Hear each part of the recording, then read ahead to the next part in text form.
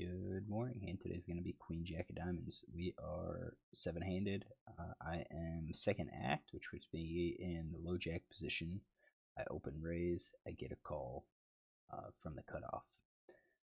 So open raising range, seven-handed. I'm going to go with the low jack range, which looks something like this. It's got quite a few more hands, but it's it's quite a few more hands than what an early position range would look like. And I think it'd probably play it by ear on, how is the table responding? Should I include all these weaker hands or not? At this point, we've got some new guys at the table, 18-8. It looks like they're playing loose, 50% of hands or so. If I've been watching them where they're like limping but not really calling any bets, any raises, then I would keep this range. If they're just calling all the time, I think I'm going to have to start tightening up some of my range a little bit because we're going to be out of position. So that's my range. This guy, I think this is going to be his range. He's playing 22-6. He plays 17% from the cutoff. What's important is the 3-bet range. It's looking like it's about 1%, so 8 out of 537. It's between 1 and 2%. That's probably like queens plus ace king is what his 3-bet stat is. Calling 2-bet, it's about 20% in the cutoff. So, if we target 20% after removing like queens plus ace king, we get a range like this. So we've got our pocket pair, suited aces, suited connectors, suited one gappers, Broadway, and so forth. And I think this is probably a pretty decent range to go off of. So that's what I'm gonna work on. Everyone else folds, so we see a flop of 8 of spades, 6 of hearts, 5 of spades. Kind of a wetter flop. So I think generally we're not going to be c betting like 100%. His range is close to our range. We do have queens, kings, aces. He does not. We have a few more like ace king combos than he does, but that's about it. And we're going to be out of position, so I don't expect this to be c betting all the time. If we go ahead and look at this, at our frequencies, we could see that we could have a flush draw, we could have open ender, gut shots, and so forth. That's 30%. And then we balance that with about a 15%, which could be like top pair plus. I think this is probably still wide. This is like 44%, 45% total. I think what we have to do is check some of these ranges and take it and check with the intention of check raising some of these hands. I think that's what we're going to probably do, but we're going to go with this as our c betting range, and then we've got other hands that are checks here. That includes some 2-card backdoor flush draws, overcards, and so forth. So our checking range will end up being somewhat weaker, and that's why we have to look at some of these hands to say, okay, well, what are we going to check, and kind of plan for a check raise. So if it goes check check, we still have some pretty good hands in our range. So what do I do here? I check it. So that's pretty good news for us. So that's our checking range. What does villain do? He checks behind. Oh, crud. It's a wrong hand. Let's get ours. Let's do this again. Yeah, with our draw, that's about 30%. Our top pair won't be all.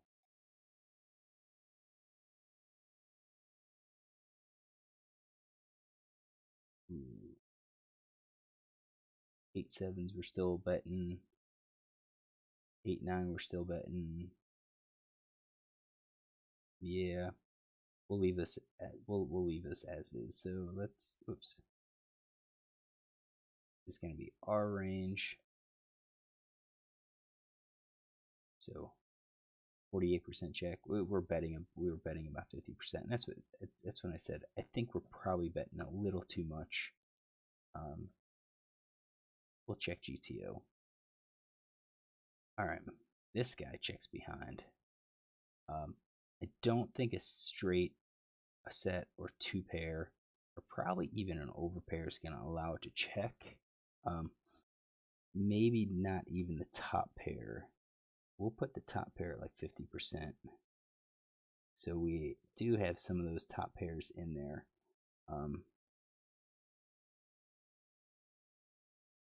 So I'm gonna X those. What do I think of his draws? So I think we have to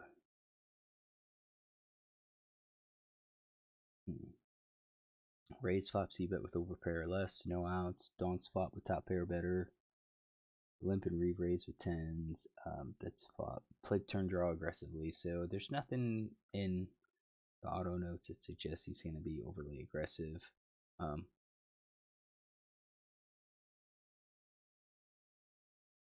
This guy, we're going to leave all of those draws in here. We're not going to X out any of them. Because there's still a draw. Although I do think we could probably get rid of some of the flush. I'd assume flush draws would be betting here. Let's do that. Let's assume that the ace high flush and the king high flushes would be bets. And let's assume that 7-6 would be a bet, and the 9-7 is a straight, basically a straight flush. I think he would be betting those.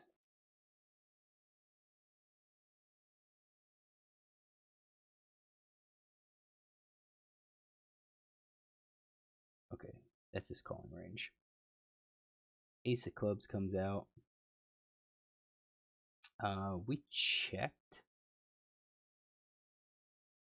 So at this point, we do have quite a few top pairs, with the ace.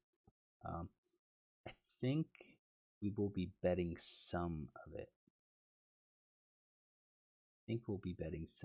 So I think we're probably betting like ace queen, maybe like ace 2, ace 3. You can see that we're dressed, ace king, ace queen. That's 27%. I think some of these like ace 2, ace 3. I still think it's gonna be a check, because if we're either ahead with all of our aces, or he has an ace 2 and these are the weak kickers. So I think we'd bet those and check the rest. We'd have two pair as a bet, and then we are looking at some of our weak hands, maybe something like that, just to balance. And we're just looking at frequencies. So what do? I check, because again, yeah, I just don't have anything.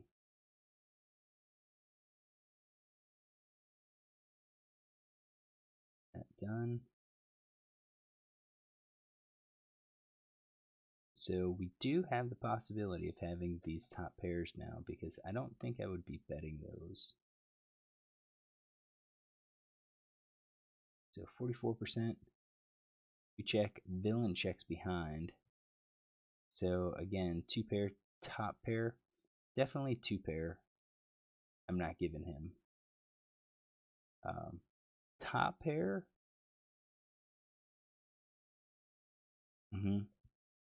I presume like the good aces are going to bet, and that leaves the weak aces. Probably as a check. Middle pairs probably a check. No made hands probably a check. He's probably still has his draws and everything. Do that. 78%. And then the reverse ace of diamonds. That really eliminates a lot of the aces. I'm checking here. Yeah, we've got some three of a kind here. I think with that, chance that he has another ace is going to be real weak. I think we're probably just checking all of this. I don't think it's worth it to try to bluff it here. and it's going to be hard for us to rep an ace. That's the problem. And if we had like an underpair, so if we had nines to kings, we would have been betting on the flop. We didn't do that. It's going to be hard for us to really rep anything here. So I don't think a bluff makes sense. Villain checks behind. Once he checks behind, again, I think you're looking at middle pair, weak pair, nothing maybe, at best. So I showed Jack Queen. He shows threes, which is in his weak pair hand. So he did have that. Yep. So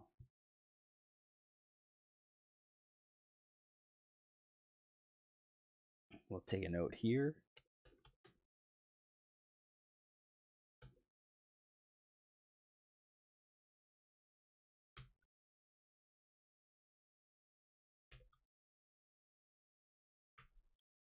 All right, he is in position, and we went check, check, check on a eight of spades, six hearts, five of spades board, ace of clubs, ace of diamonds, ace of diamonds. There we go. All right, so let's check GTO. We're checking 63%. So I said 50%. I felt like it was a little too much. We are favoring a 1/3 size bet. We're only betting, not even 40%. We're doing straights and sets. That seems right. We're doing straights and sets. Our top two pair hands are going to be used as checks. Our over pairs are going to be used as checks. Top pair mostly are used as checks.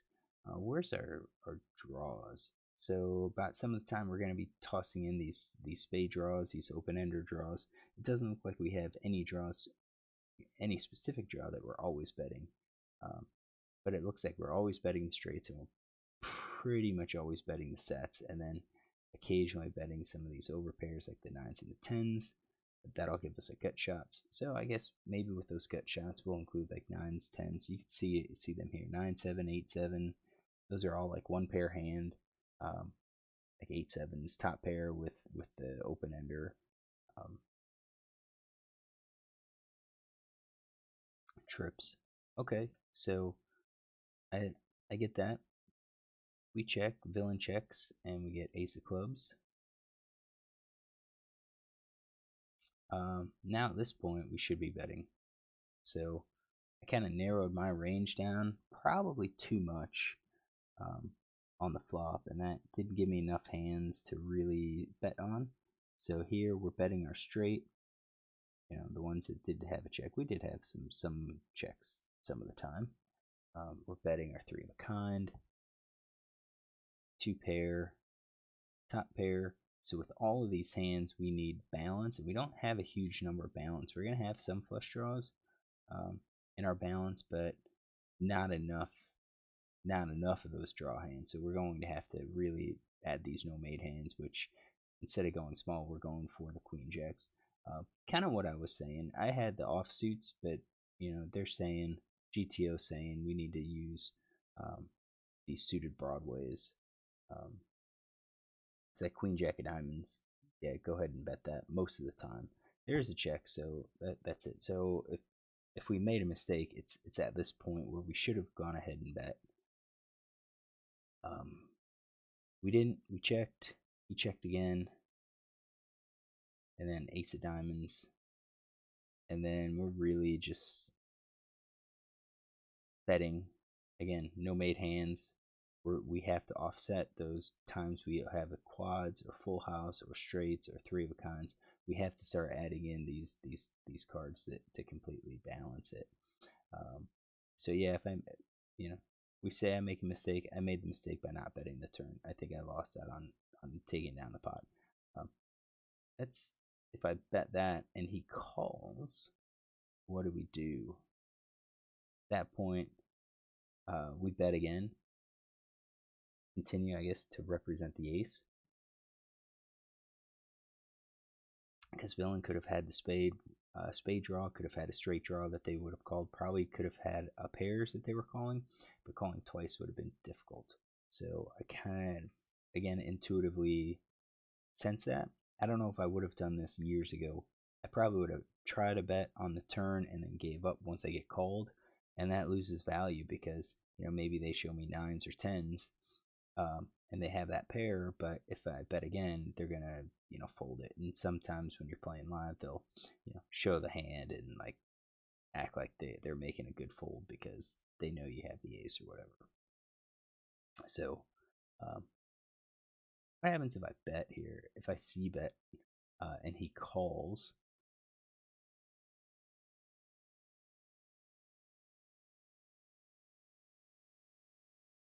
right? So we had that check, check, and if we bet here,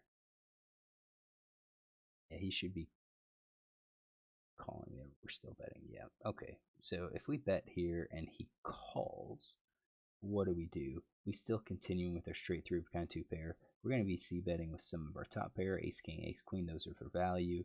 And then it looks like we're tossing in some like nines for the gut shots, straight draws, flush draws. Probably nothing too crazy. So, all right. So I think we're just going to end there. Kind of work through the hand. Board didn't really cooperate, but it doesn't always do that. A lot of times the board misses. So overall, pre-flop raise I think is okay. The flop check is okay. For our hand, I think overall I was probably c-betting a little too much, and I knew that going in. I had top pairs that I was betting. GTO is not really suggesting that. So because we're not betting all those top pairs, some of our top pairs are if it's like the 9-8 or the 8-7, but we're not doing like ace-8, king-8 or anything like that.